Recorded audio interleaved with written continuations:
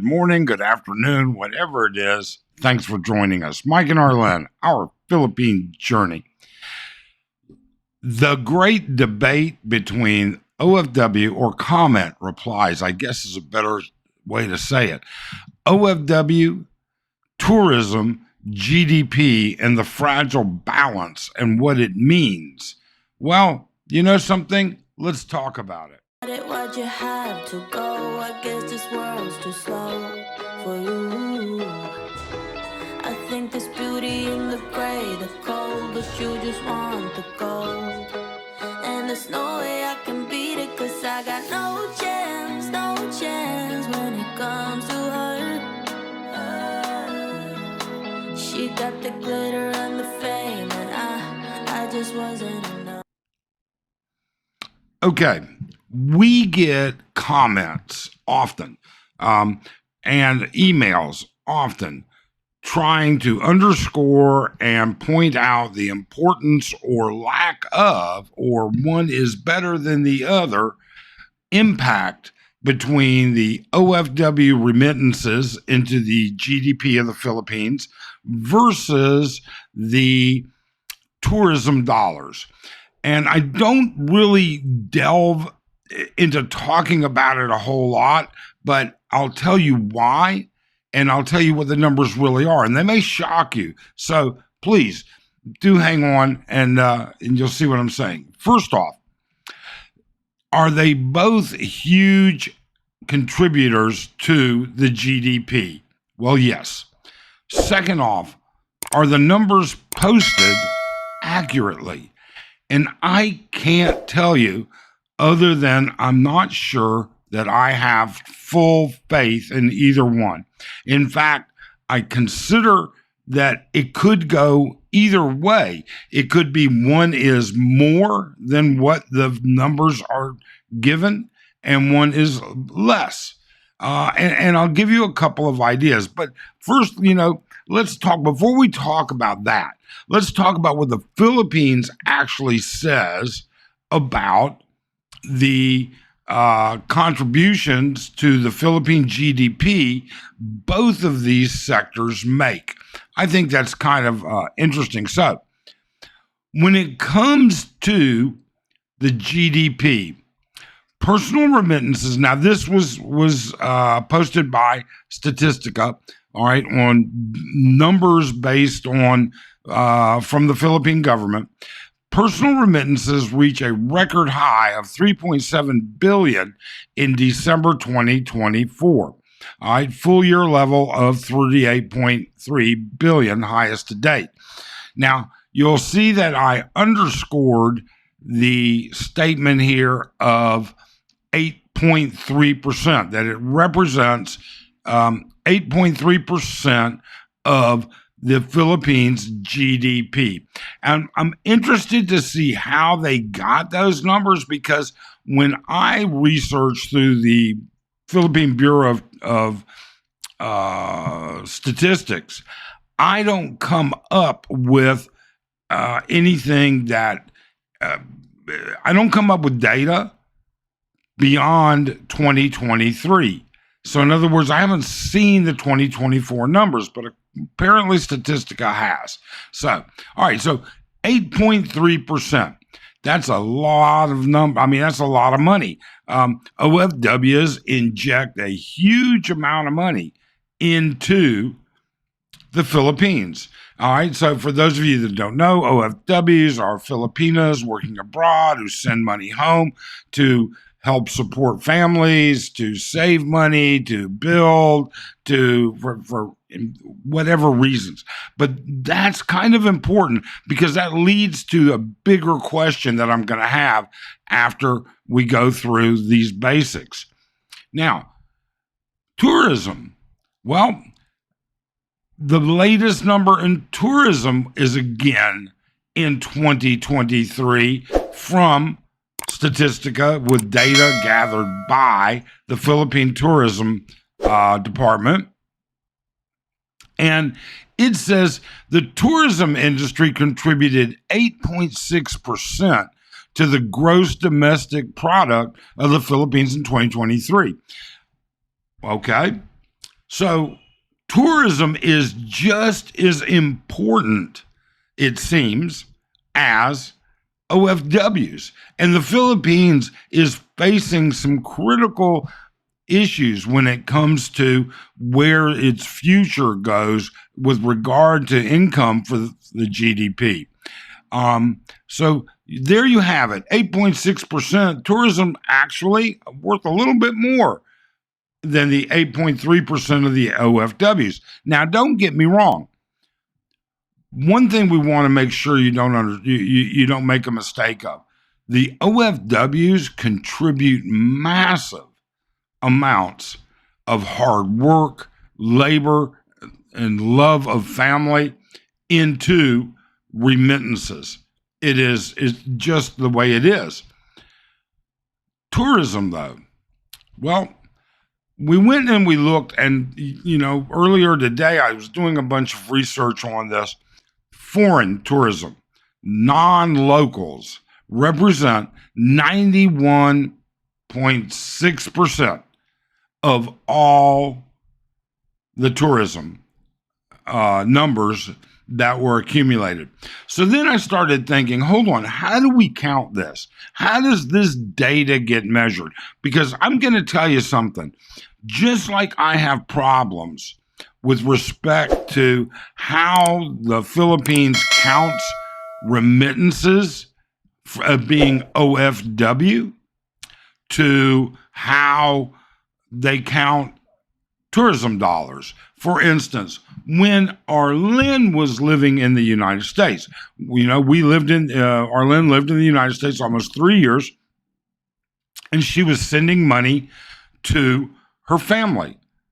All right, one of 3 siblings that support, all right, her father and other siblings. Now, that money from a Filipino on a Filipino passport going into the Philippines from outside of the Philippines, that's counted as a OFW remittance. But Arlene was not an OFW. OFWs come in many different varieties, but at the same time, it was a Filipino sending money home. How does the Philippines track this? How do they account for this? How is it this way? I don't know, but I don't have a shitload of faith in it, to be honest with you. Number 2, tourism to the GDP. I'm going to tell you, I am doing a video about a trip that Arlene and I took the other day. All right. I wanted to, doesn't matter. We went to a casino. We went to a major casino out on Clark. And it dawned on me as I was making yesterday's or the previous video, it dawned on me it's an almost all cash business.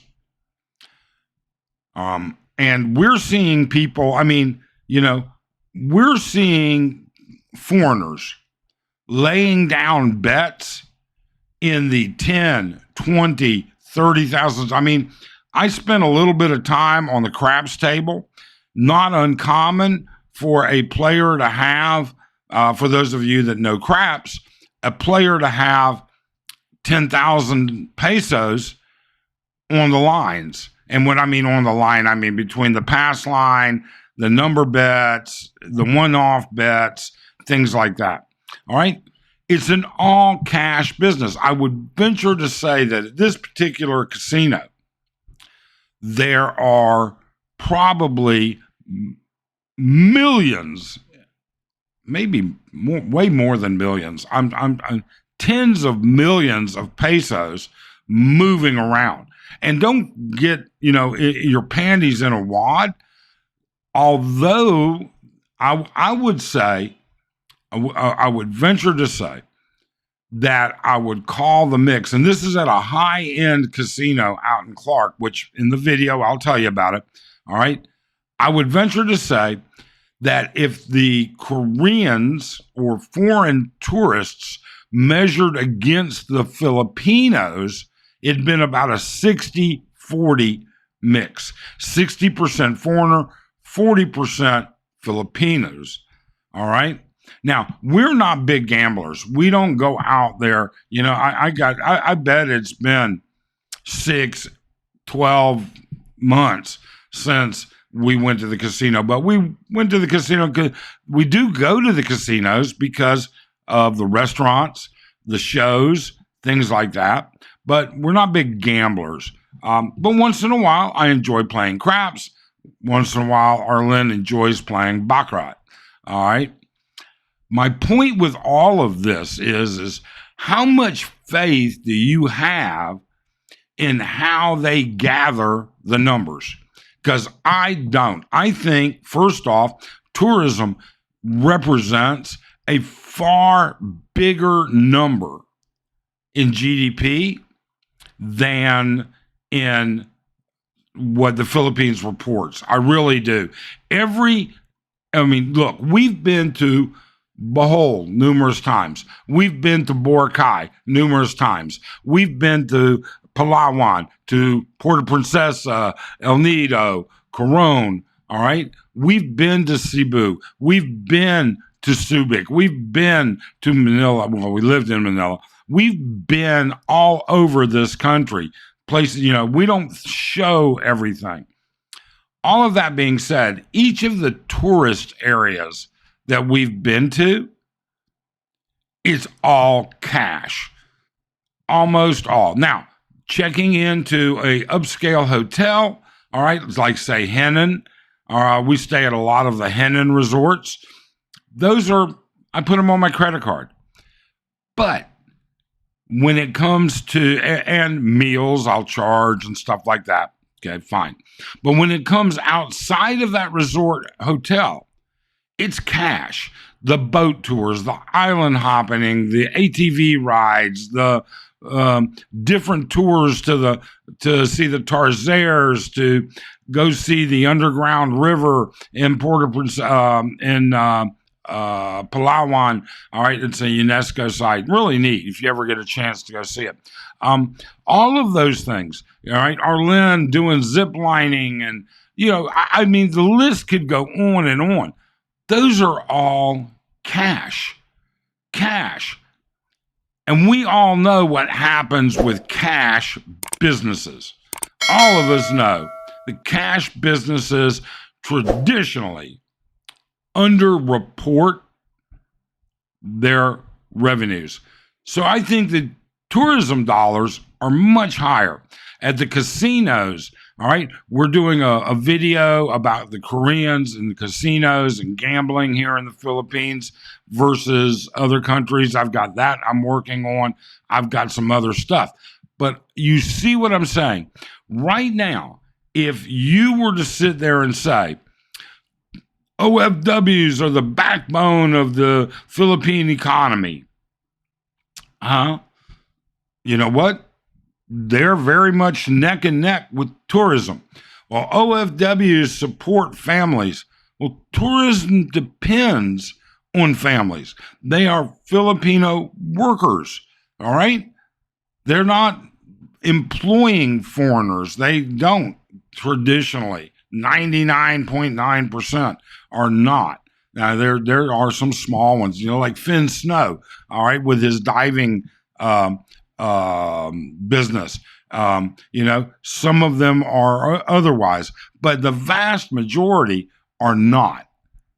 So, yeah, tourism supports, and we were at the casino. Well, I'm not going to give away the casino video. All right. We'll talk about that another time. Either way, what do you think? Do you think one is more important than the other, number one? But more importantly, what happens if either one of those falters? Because that was the question really and truly about yesterday's or the previous video. I guess it'll be a yesterday video by the time this posts. What happens when something that represents such a big slug of the GDP, when one industry represents 8+%, and in my opinion, and just strictly my opinion, I think both of those industries represent more than 8.5%. I think both of those industries probably represent as much as 12%, maybe at least 10%, if much as much as 12%. And finally, could we not actually say that both of those two things work hand in hand? I don't know. You tell me what you think. You tell me how you feel, and we'll just take a look at it. Your responses are always welcome. We want to thank you so very much for watching the channel. Please do subscribe and hit that thumbs up. Have a great